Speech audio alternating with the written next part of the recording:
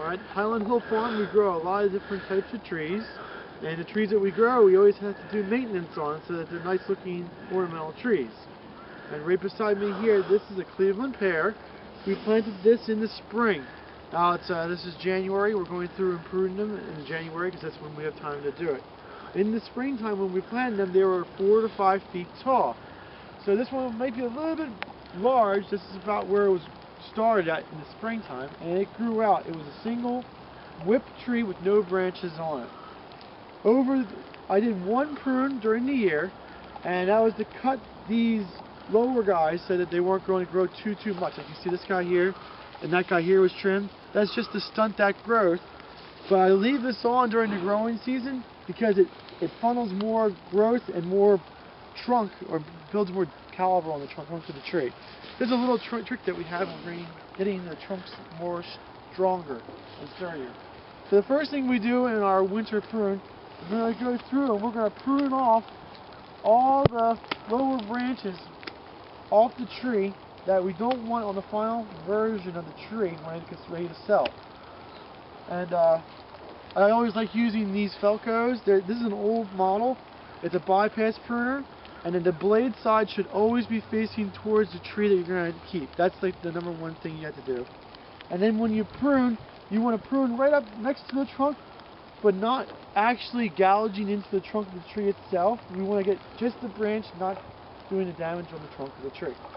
So that's important when you're pruning. Next thing is to do is you go through and you identify the central leader on the tree. And this one's fairly easy. I'm going to pick probably this guy here because I like him better. So what we're going to do is we're going to subordinate the other lead and trim it so that the tree becomes denser next year. And after we do that, we just go through and we prune off all the branches to the side so that they don't become competitor leaders to the tree. This is a close-up of the pruning shear that I like, and this is a Felco 2, and I like it because it has a real nice blade to it that I can use, and I'm comfortable with. I've used it a lot. I'm comfortable with it. So whenever I prune, I always like to try to keep this blade towards the side that I want to keep. I always envision that this blade is doing the cutting, and this part of the anvil, I guess it's called, is receiving the branch, and when it does its action, I always can see on this side how the branch cracks, but on this side it's nice and clean. I always want to keep that cracking on the part that we're going to discard. That way that crack doesn't go into the trunk of the tree. Same thing with this. Keep the blade towards it so that the cracking right there is on this part that we're discarding, and there's a smooth surface here that's going to stay onto the tree. That's how I like to do it. I believe that most other individuals like it that way, but there's always those that have their altering opinions. Alright, well here's our next one.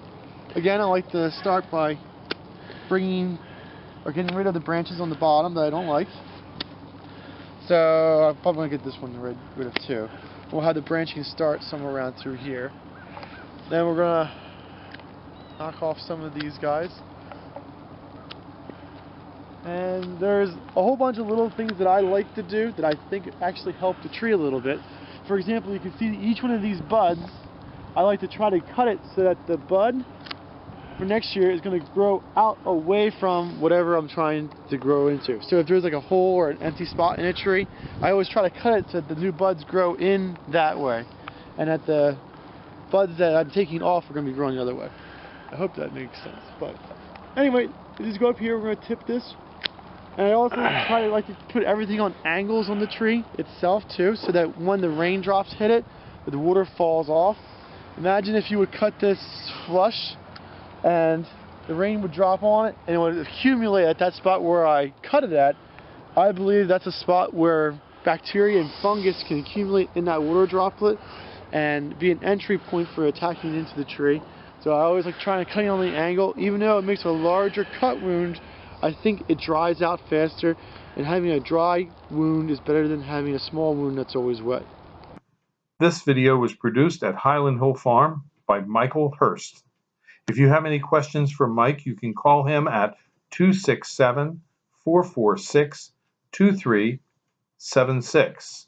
And please subscribe to our videos below.